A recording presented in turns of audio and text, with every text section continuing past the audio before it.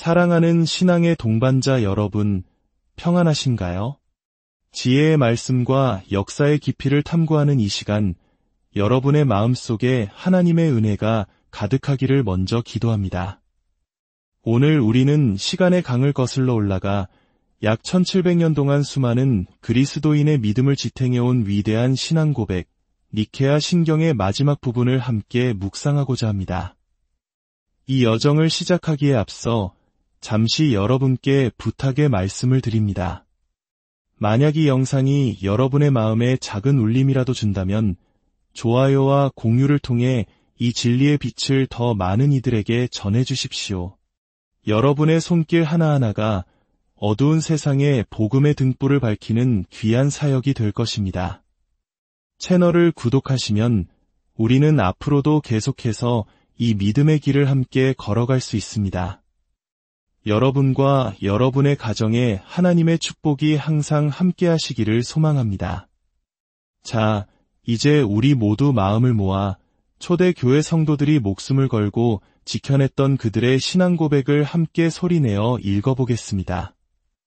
이 고백은 단순히 오래된 문서가 아니라 오늘을 살아가는 우리 모두의 믿음의 선언입니다. 우리는 한 분 하나님을 믿습니다. 전능하신 아버지시며 하늘과 땅과 보이는 것과 보이지 않는 모든 것을 만드신 분이십니다. 그리고 우리는 한 분 주 예수 그리스도를 믿습니다. 모든 세상이 창조되기 전에 아버지에게서 나신 하나님의 외아들이시며 하나님으로부터 나신 하나님이시요 빛으로부터 나신 빛이시요 참 하나님으로부터 나신 참 하나님이십니다. 그분은 창조되지 않고 나셨으며 아버지와 한 본체이십니다. 만물이 그분으로 말미암아 지음 받았습니다. 우리 인간을 위하여, 우리의 구원을 위하여 하늘에서 내려오시어 성령으로 동정녀 마리아에게서 몸을 입어 사람이 되셨습니다. 본디오 빌라도 치하에서 우리를 위하여 십자가에 못 박히시고 고난 받으시고 장사되셨습니다. 성경대로 사흘 만에 다시 살아나시어 하늘에 오르시어 아버지 오른편에 앉아 계십니다. 그분은 산 이와 죽은 이를 심판하러 영광 가운데 다시 오실 것이며 그의 나라는 끝이 없을 것입니다. 그리고 우리는 주님이시며 생명을 주시는 성령님을 믿습니다. 그분은 아버지와 아들로부터 나오시며 아버지와 아들과 더불어 예배와 영광을 받으십니다. 그분은 예언자들을 통하여 말씀하셨습니다. 우리는 하나이고 거룩하며 보편적이고 사도적인 교회를 믿습니다. 죄를 용서하는 유일한 세례를 인정하며 죽은 이들의 부활과 내세의 삶을 기다립니다. 아멘. 여러분, 이 장엄한 신앙 고백의 마지막 부분에 우리의 시선이 머뭅니다. 하나이고 거룩하며 보편적이고 사도적인 교회를 믿습니다. 그리고 죄를 용서하는 유일한 세례를 인정하며 라는 구절입니다. 오늘날 많은 그리스도인에게 신앙 고백문을 직접 작성해보라고 한다면 아마 대부분은 삼위일체 하나님에 대한 내용으로 가득 채울 것입니다. 교회의 중요성에 대해서는 한두 줄 언급하거나 아예 빼놓을 수도 있습니다. 특히 개인의 영성과 하나님과의 직접적인 관계를 중시하는 현대 사회 분위기 속에서 교회라는 조직이나 제도는 때로 구시대의 유물처럼 여겨지기도 합니다. 한국 사회에서도 가나안 성도라는 말이 있듯이 제도권 교회를 떠나 홀로 신앙을 지키려는 이들이 늘고 있는 것이 현실입니다. 하지만 니케아 신경을 작성했던 초대교회의 교부들은 그렇게 생각하지 않았습니다. 그들은 삼위일체 하나님에 대한 고백 바로 뒤에 교회의 본질에 대한 고백을 위치시켰습니다. 왜일까요? 이는 교회가 성령님의 사역과 뗄 수 없는 관계에 있기 때문입니다. 신경은 교회를 언급하기 직전에 성령님은 예언자들을 통하여 말씀하셨습니다. 라고 고백합니다. 바로 이 점이 핵심입니다. 교회는 인간이 만든 조직이 아니라 하나님의 말씀, 즉 성령님께서 예언자들과 사도들을 통해 주신 말씀을 통해 창조되고 모인 공동체입니다. 가톨릭 교회에서는 종종 교회가 성경을 결정했다고 주장하며 교회의 권위를 내세웁니다. 하지만 성경의 역사를 보면 그 반대가 진리입니다.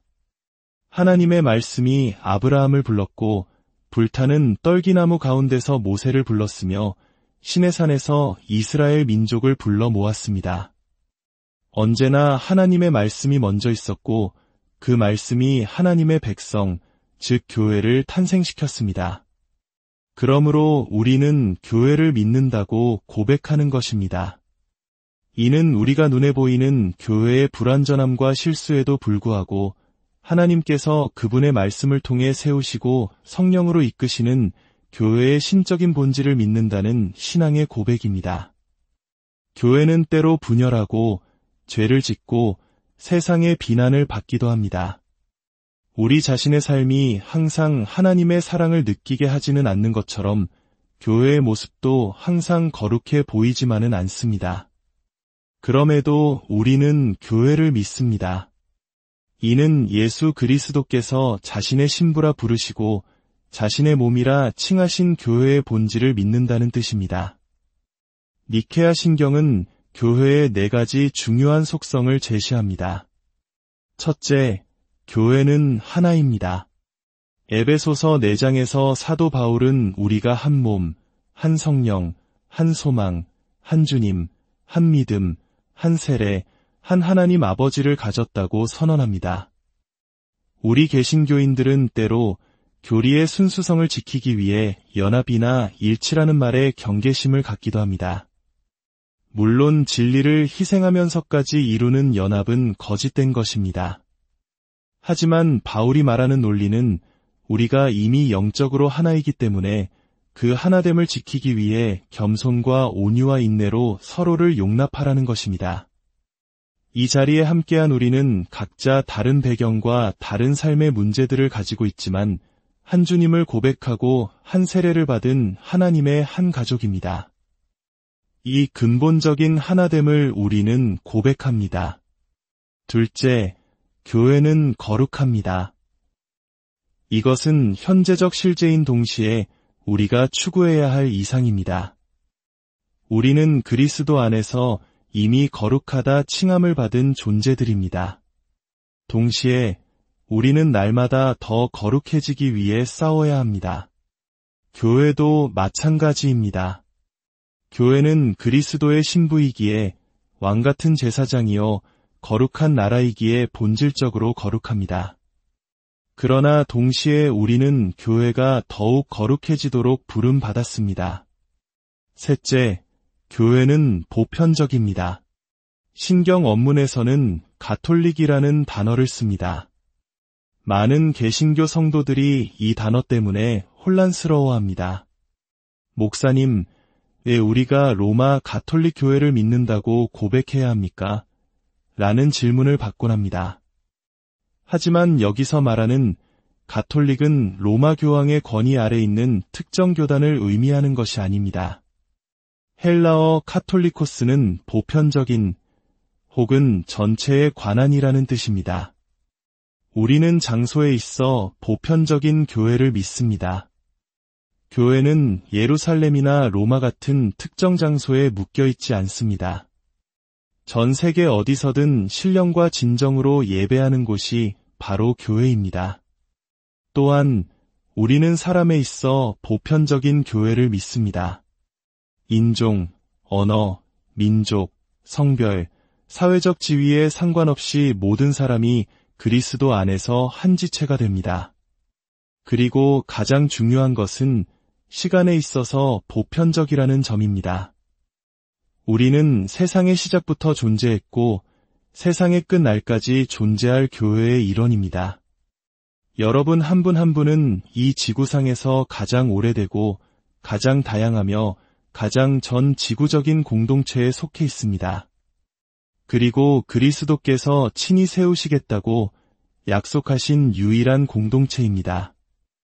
이 사실이 오늘날 급변하는 세상의 가치관 앞에서 우리에게 얼마나 큰 안정감과 자부심을 주는지 모릅니다. 넷째, 교회는 사도적입니다. 이것은 교회가 사도들의 가르침, 즉 신구약 성경의 토대 위에 세워졌다는 의미입니다. 사도 바울은 디모데에게 내가 배운 진리를 굳게 지키고 그것을 충성된 사람들에게 부탁하여 또 다른 사람들을 가르치게 하라고 간곡히 부탁했습니다.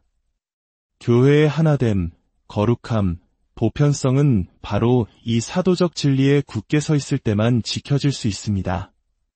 사도들의 가르침을 떠난 연합은 모래 위에 지은 집과 같고 성경의 진리 없는 거룩함은 위선에 불과하며 성경이 말하는 복음을 떠난 보편성은 공허한 구호일 뿐입니다. 이 사도성이야말로 다른 세 가지 속성을 붙들어주는 접착제와 같습니다. 이제 신경의 다음 구절로 넘어갑니다. 죄를 용서하는 유일한 세례를 인정하며 여기서 두 가지 질문이 생깁니다. 유일한 세례라고 할까요? 이는 첫째로 세례는 단 한 번만 받는 입문 예식이기 때문입니다. 성찬이 우리 믿음을 새롭게 하는 반복적인 예식이라면 세례는 우리가 하나님의 언약 공동체에 들어왔음을 선포하는 단 한 번의 표식입니다. 둘째로 더 중요한 신학적 의미가 있습니다.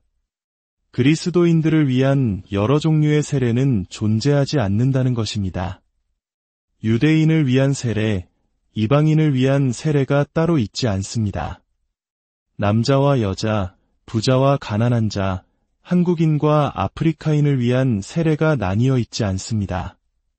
오직 한 분 주님, 한 분 하나님을 믿는 모든 이들을 위한 유일한 세례만이 존재합니다. 두 번째 질문은 더 중요합니다. 죄를 용서하는 세례라는 말은 무슨 뜻일까요? 이 구절 때문에 어떤 이들은 세례라는 행위 자체가 기계적으로 죄를 씻어준다고 오해합니다.